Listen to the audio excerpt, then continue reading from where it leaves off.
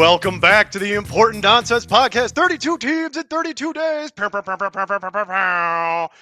Today is August 12th.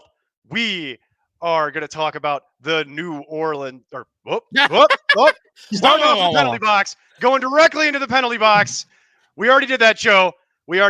My brain is pudding. We are going to talk about the New York Football Giants today. Is what we are actually going to do. Neil Smith, Mike Burland, at that FF nerd, the walking cell phone himself, Jason Draven, back again, doing what we do, 32 teams in 32 days, breaking down every team in the NFL for you, getting you prepped for the 2023 fantasy football season. We'll just rattle off a couple of quick PSAs as we do. As I mentioned, today is August 12th. If anything we say sounds a little bit dated, that would be why. Tune in to the wrap-up live stream on the 1st of September. We'll update any takes that need to get updated. We'll also do some fun stuff and get everybody do some last-minute prep before you draft.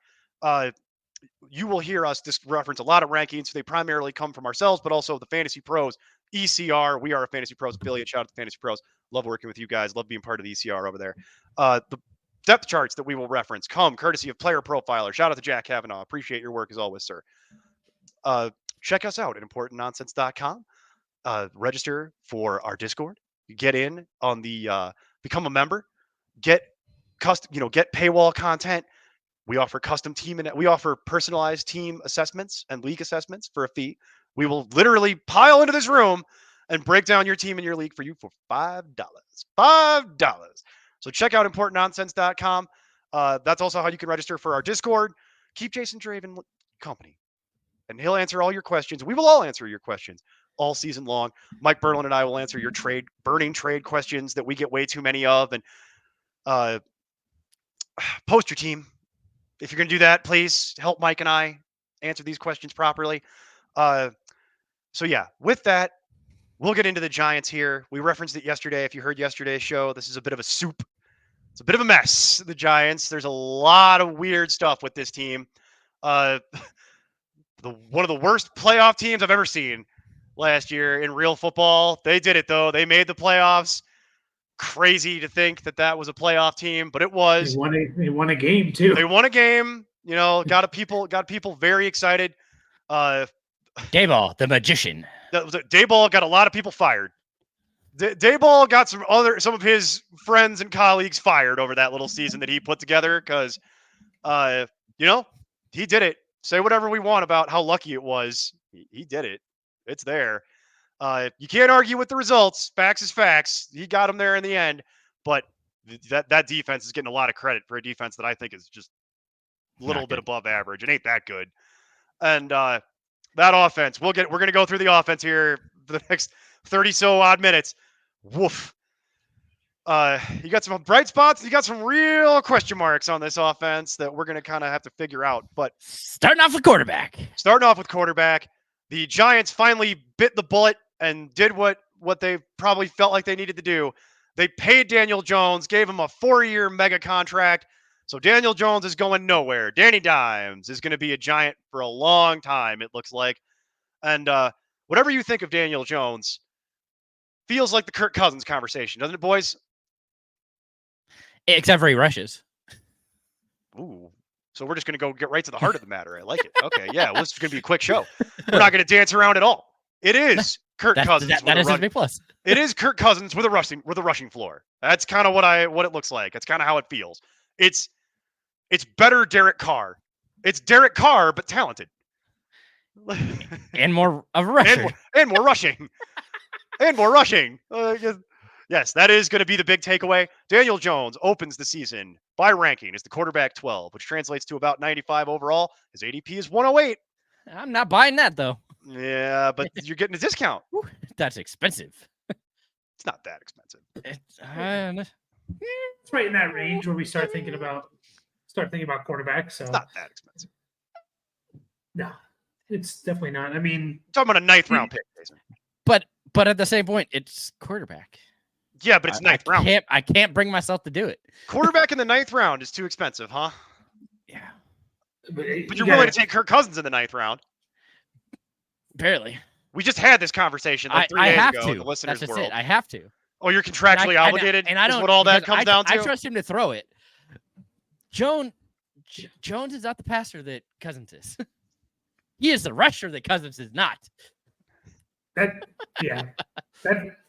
the big thing with Jones is he has to do it from his rushing. We have not seen him do it with his arm. And what if he gets hurt on a run and healthy enough to play, but that not healthy enough to run? Can't run anymore. Exactly. Like there's that concern. We haven't seen him do it with his arm, like not even close. His best year touchdown wise is his rookie year, 24.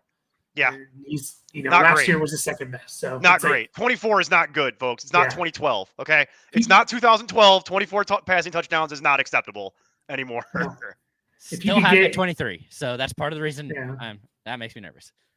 Yeah. If he had more potential with his arm, I'd be okay. But he has that rushing flow. I don't see them going away from him running the ball. It's too much of a weapon for that team that lacks weapons on offense. So they can't just get rid of that completely. I still see him rushing 35, 40 yards a game. So that's a solid. I mean, they don't lack weapons. It's the quality of the weapon that they have.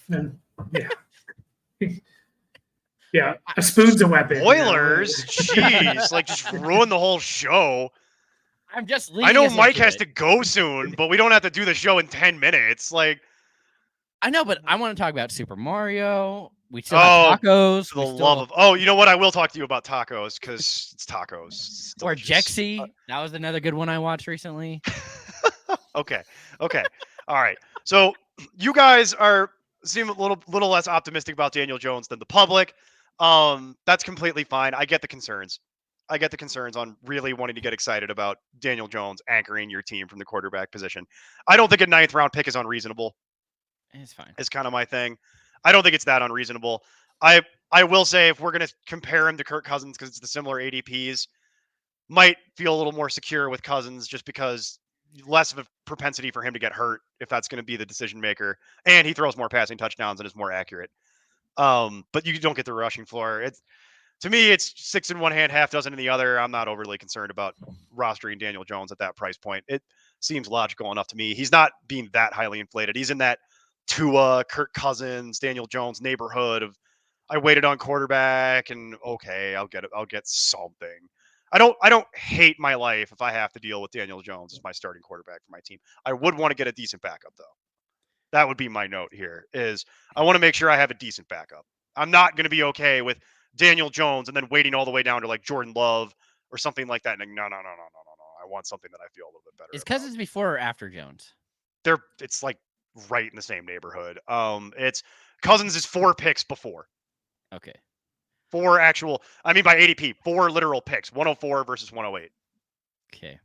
So I know Cousins is probably beating out Jones every single year fantasy wise. More than likely. I don't have that stat immediately in front of me. I do with have the ADPs. Rushing floor and everything else. I do have the ADPs though. It's 4 actual picks, not anything more or less. It's 4 actual literal spots in your draft. Daniel Jones averaged 0.4 more points than Kirk Cousins last year. He just didn't play week 18. So there you go. So there you go. Yeah, but you get more safety with Kirk Cousins, like we talked about. You do. I think Jones has a higher upside slightly because of the rushing, but you kind of know what you're getting, like with both guys. So I don't feel that this is unreasonable, nor do I feel like I've ruined my team if Daniel Jones is starting for me. But like I said, my only note here is make sure you get a decent backup in case something does happen to Daniel Jones. If that's the way your draft is going to work, try to get something that you feel good about. The backup to Jones is Tyrod Taylor, NFL veteran and actual professional quarterback, Tyrod Taylor. I only bring it up because you're not going to care about that at any level as it relates to Tyrod Taylor, but he should be able to keep whatever skill position players fed. It's Tyrod Taylor. We've seen him have limited success in the NFL as long as he's not getting stabbed in the lung by the Chargers' terrible medical staff. I'm going to bring it up. I have to. See, that's what I'm contractually obligated to bring that up. Herbert paid the doctor off. We all know. That's what it was. It's not the fact that that your guys' medical staff has no idea what it's doing. Well, we've already gone through that.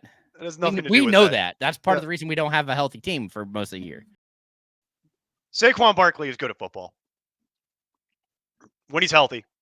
Saquon is Saquon. When healthy, And not fighting contracts. When he's not fighting with his team or the contract, and when he's actually healthy, Saquon Barkley is as advertised, and he is going to play this year. He's on the franchise tag, right, guys? Fact check me on that. I believe he's playing on the. Or no, you know what? They actually got that deal done. They got a 1-year deal done. That's right. They got a 1-year deal done to give him some incentives. So he's not technically playing on the franchise tag. They got a 1-year deal to give him some additional incentives, and which means they can franchise tag him next year. Right. Yeah. Sure. That's next year's problem. But for right now, Saquon he's there at camp. He's reported. He's going to play. It seems like they've reached some kind of amenable agreement to make this happen. And it's not the Josh Jacobs situation from a couple days ago in the listeners' world where you're like, you showing up, bud? Like, you coming? Like, no, Saquon will be there. Because I think that's part of how we get to hear, also just his individual talent. He's the RB3. Should be going around 15 overall, theoretically, with that. He's going at ADP 7 overall. Can't argue about that too much, though, really. If you're not sold on any of these wide receivers and the run on wide receiver, and you want to get a good anchor for your team to anchor you from a running back perspective, I get how we get here. Yep. They have no incentive to not run them into the ground, quote unquote, so. What's the fastest car on the road, Mike? Rental car. Rental car is the answer to that. The fastest car on the road that you can have is a rental car. All right. It ain't your car. Yep. Going to drive it as hard and as fast as I can. Yeah. Drive it at 150 miles an hour because I don't care. Crush it. Take that speed hump at 40 miles an hour. That's fine. My credit card has already paid for the insurance. We're good to go. This is not my vehicle. So that's the fastest car on the road. And also, just to put a fine point on it, there's nothing behind him. Matt Breida is the backup, but he's not the backup. He's just there to catch passes and run kicks. Don't care about Matt Breida at all. Like, he's not a threat to Barkley. Neither's Eric Gray. Neither's Gary Brightwell. There's no handcuff. It's just Saquon. And if Saquon gets hurt, it's going to be a horrible garbage time committee that I want very little of, to be perfectly honest. They'll have value. They'll probably sign a guy, honestly. If something was to happen to Barkley, I bet you these guys would go out and sign somebody. Leonard Fournette, whatever. You know what I mean? Ezekiel Elliott's still out there. Ezekiel Elliott, Dalvin Cook. Somebody would get signed by the Giants if something was to happen to Barkley. They're not going to ride it out with this room that they have. Somebody will get a 1-year deal, and we've seen that happen before. And by the way, they went out and signed people. They signed Devonta Freeman years ago. Like, that's what will happen. They will go out and sign a guy if something happens to Barkley. So whoever the handcuff is to Barkley, he's not on the team yet. So that'll be how this movie ends. So don't worry about handcuffing anything. Don't worry about spending too much time on figuring out who's my backup for Barkley. It doesn't exist on this team as currently constructed. Does anybody have a problem with taking Barkley at his current ADP, middle of the first round? Has anybody got concerns? No, I'd probably take Bijan over him, but ooh, spicy. And maybe even Nick Chubb. Spicier. That one I can get on board with. Ooh, put some hot sauce on it. But honestly, I'm not going to argue anyone that wants him as your RB3. If he's your starting RB, you're probably pretty happy. We've seen him be so successful when he's healthy in the past that it's hard to argue about any. We got to talk about the wide receiver room for the Giants, which is just a mess. Is this the messiest wide receiver room in pro football? It is the buffet table of wide receiver. It is a mess in here. It's like a bucket of just guys. They'll trim this down, but currently they have like. Well, no, they're at 90 players, so you have to. But my point is, they have to get rid of any of their wide receivers. Well, no, there are more wide receivers. I didn't write them all down on the show sheet. What I was going to say was they have 13 wide receivers on the team on their 90-man roster. Like, I just stopped writing after a while because I'm like, I'm done with this. Like, some of these names, like, I'm not even writing this.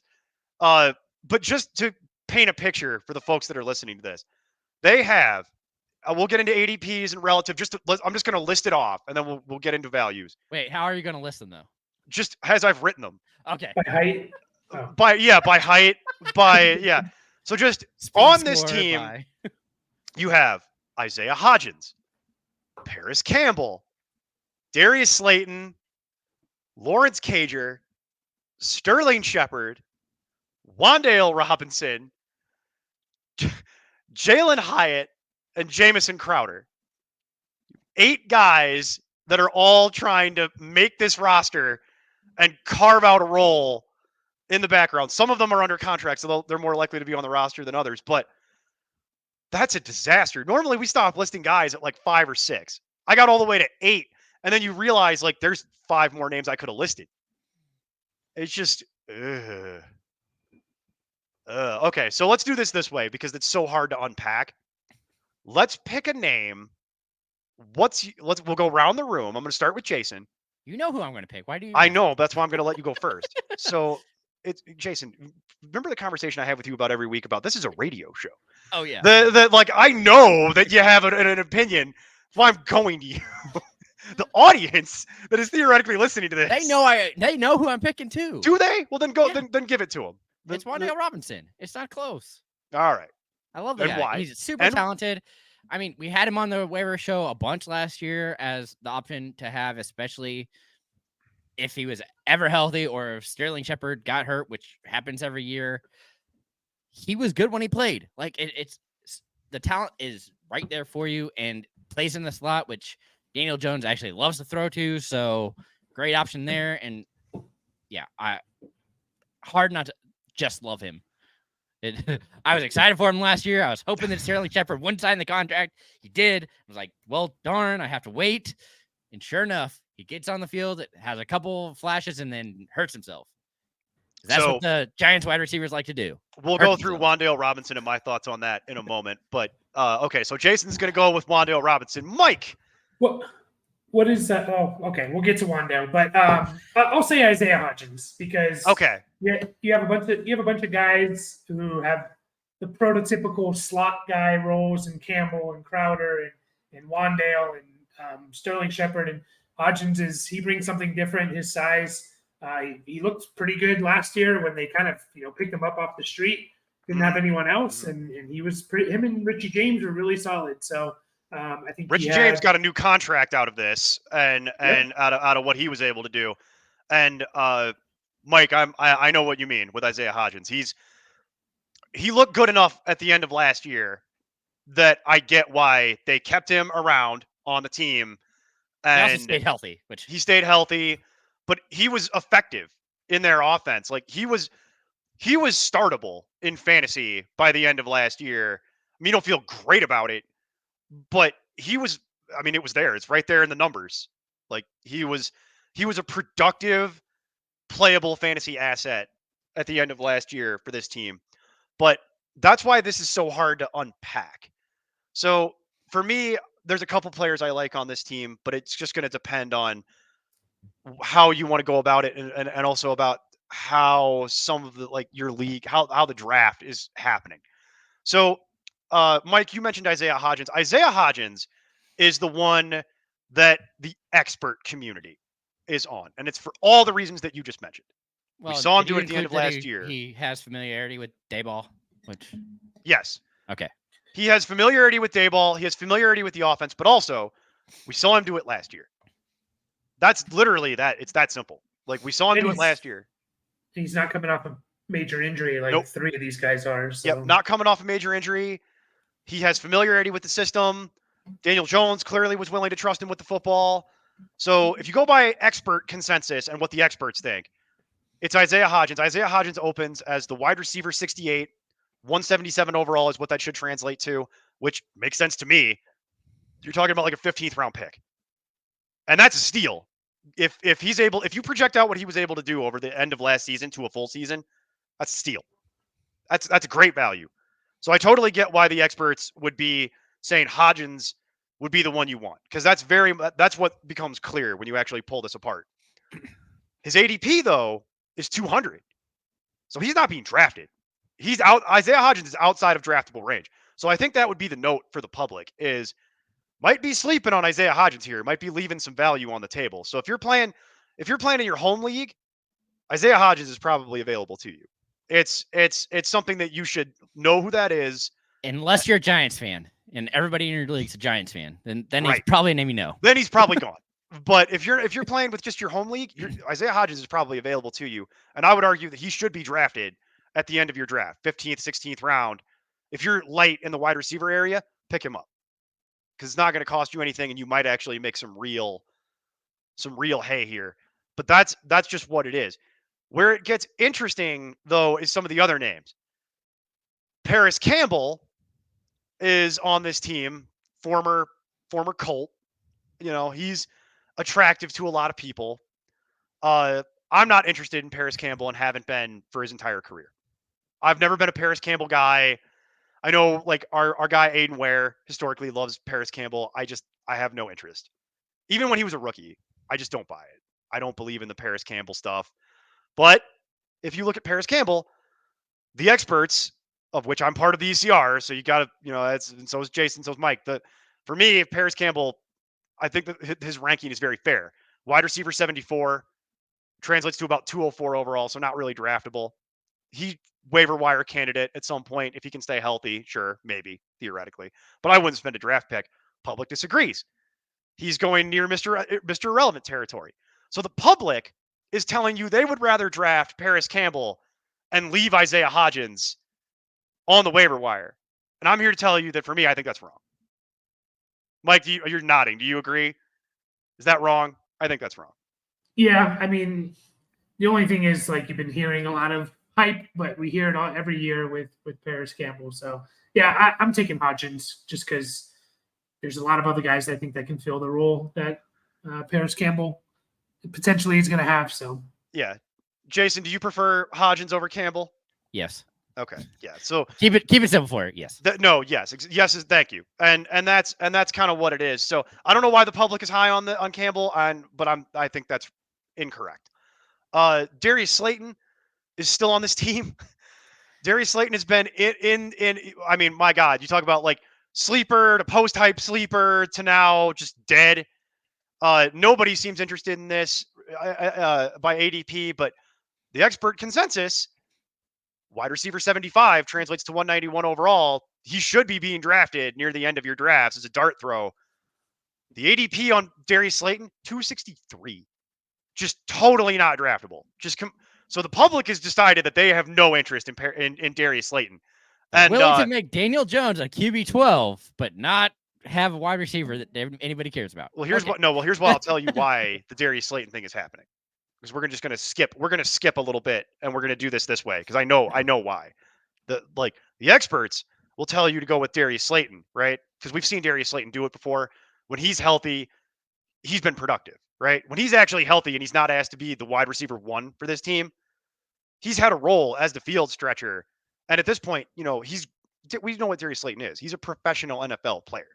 He's not great, but he's a pro. Here's the thing. The public has decided that Darius Slayton is dead because they're going to go all in on Jalen Hyatt. Rookie Jalen Hyatt, this is the reason why Darius Slayton's ADP works the way that it does. So if you go by ranking, the experts will tell you to go with Darius Slayton. ADP, though, no one's listening.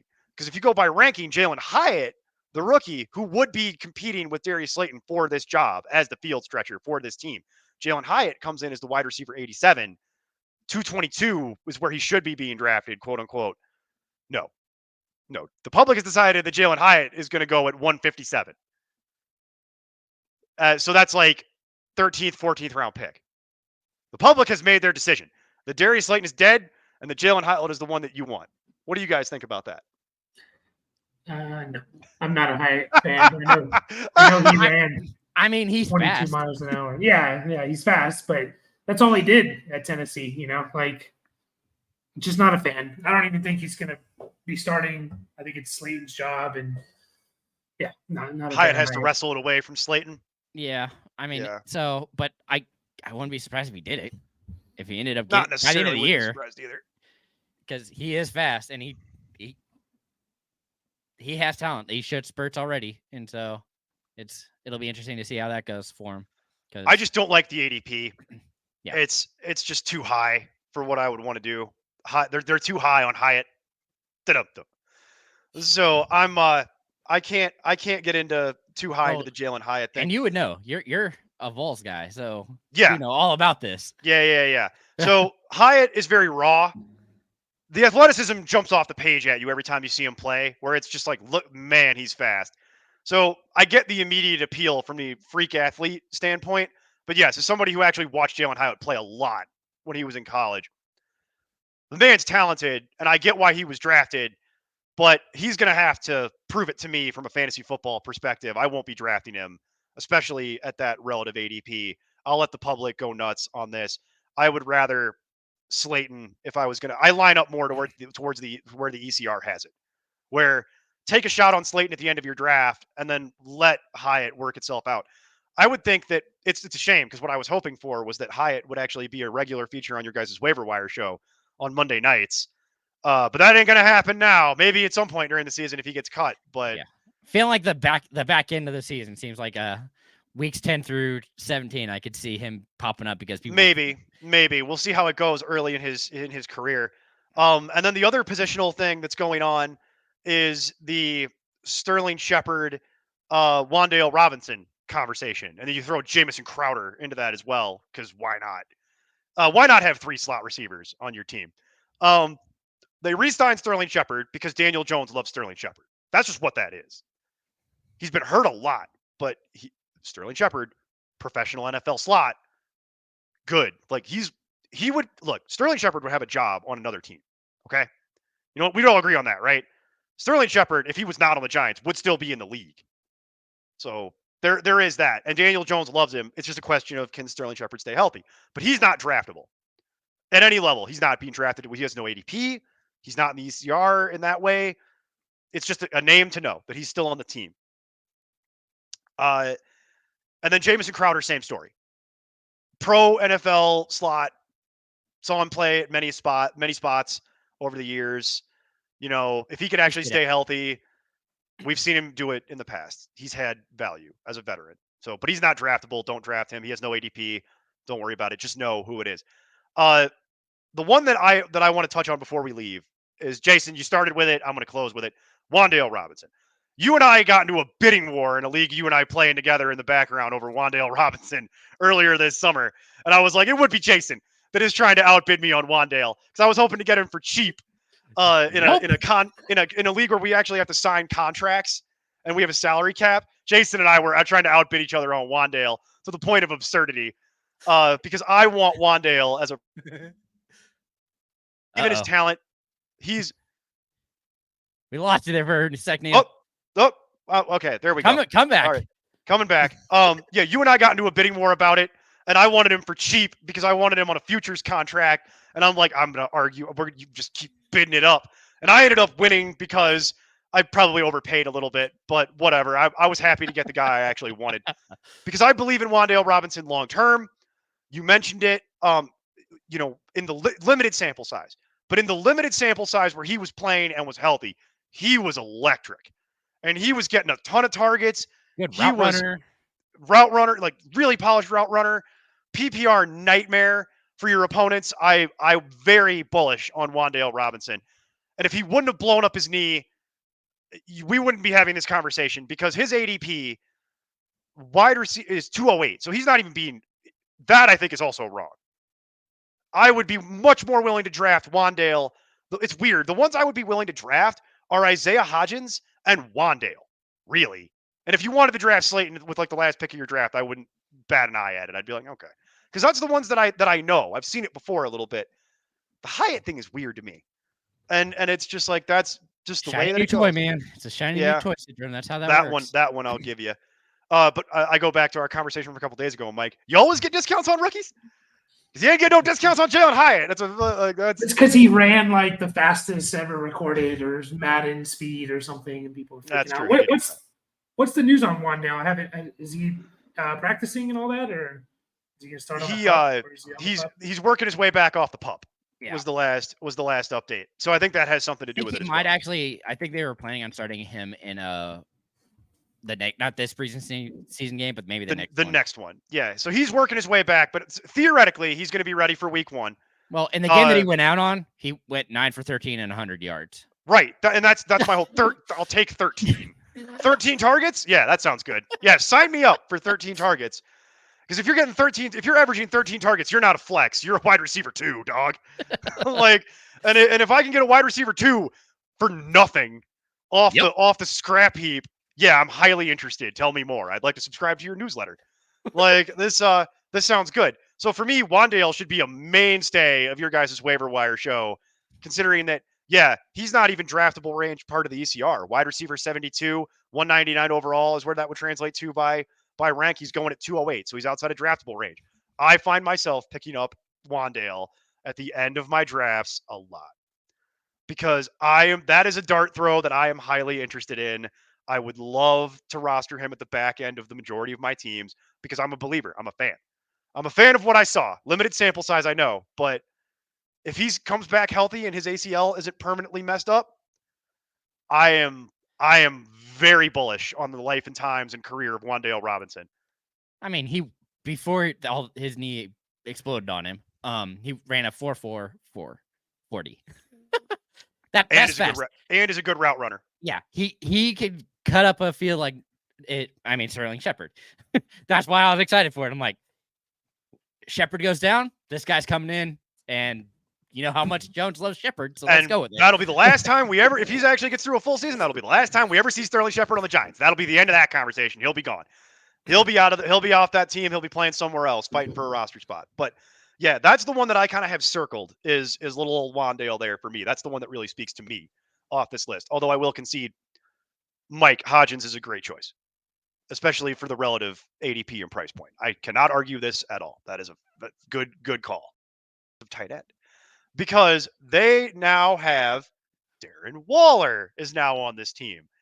And what's frustrating is apparently from every camp report, Darren Waller looks great. He looks healthy. Everything. He's catching everything. He looks fast. That I know will annoy the nerd because that means that Daniel Bellinger no longer matters. So I really don't know how you're going to fill airtime on Monday. You got no more Bellinger to talk about. You can't bring that up. Like, yeah, you got to actually do work. Like, I have been fine. I will figure it out. I can find tight ends. That's not an issue. I know. I know. But it gets a little harder because Daniel Bellinger still on the team, but can't imagine anybody's going to be excited about Daniel Bellinger. But Darren Waller, yeah, everything's been coming back green for his early returns on him. Everybody seems really excited. And we're going to get ready to wrap up for the day here, actually. So we'll do the Darren Waller quick hitter tight end 5 by ranking. I have no actual issue with that on its face. Should translate to about 85 overall as where he should be being drafted. He is being drafted as an actual ADP 69. Nice. That's too high. Yeah, probably, but also he's one of 5 tight ends that you can realistically see lead their team in targets. I could look. That's a lot of value. If something was to happen to Kelsey, right, and he's just out for the year, I could see Darren Waller being the number 1 tight end in fantasy. If you just remove Kelsey from the equation, would that shock anyone? No, not this year. I think that's the real argument here. My problem is any tight end that's named Kelsey going in that range, I'm not interested in as a strategy piece. So if people want to go, look, I get the Darren Waller at 69 a lot more than the Evan Ingram at like 80. I get that. If you want to have that conversation, but we did that show. No, we did that show, and it was like Evan Ingram's going at like 80 to 85, and I'm like, no, honey, stop it. I'd rather do the Darren Waller at 69 nice than I mean, that's just kind of what it is. So, but I think that's the other reason that the wide receiver room it is kind of weird.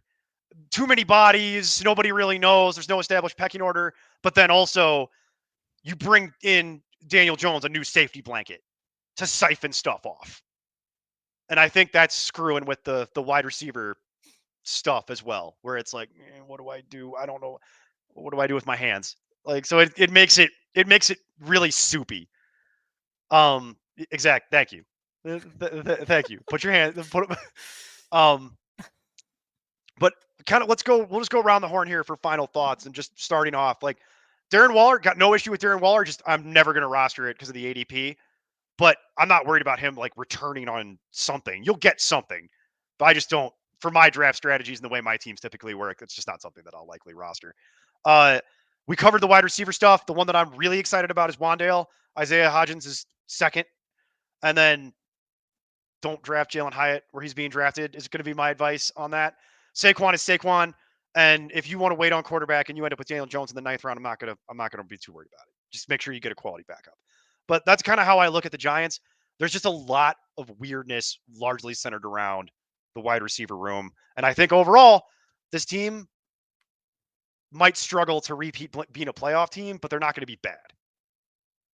So not overly worried about that. So what do you guys think on the way out here? Final thoughts for the Giants for this season.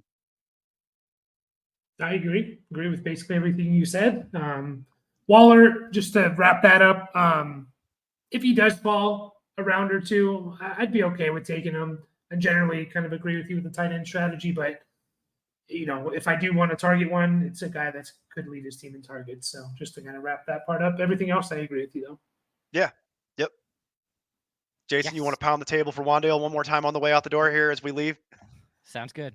I mean, I like him, so I'm going to. Do you like him enough to pull the ripcord? Are you pulling the ripcord on? Just because I know it'll make you giggle, yeah, I'll do it for you. Stupid. All right. Well, ladies and gentlemen, that's the New York Football Giants for 2023. It's a real muddy kind of situation. It's a little messy, but there could be some meaningful nuggets here along the way. So we'll just have to see kind of how everything shakes out and see, frankly, who gets hurt, because historically that's been how this whole pecking order gets arranged. But with that, we are working our way through the shows, gentlemen. We are down to the final 8 shows, and we are getting a lot closer than we were when we started this to actual meaningful draft time. So these are going to start getting like kind of hot and heavy, because also as we get to the back end of these teams, there are some good teams that we still need to go through. But for example, tomorrow's show, I think, will be a very popular show. Weirdly, historically, it's not a popular show, but this year, because tomorrow we will be sitting down to break down the other New York team, the New York Jets. Wonder why that might be a contentious topic. Tune in tomorrow to find out if you're not immediately aware. But until then, keep up the nonsense. I'm Tim Kitzrow from NBA Jam and NFL Blitz, and you can find all the guys at ImportantNonsense.com. Kaboom!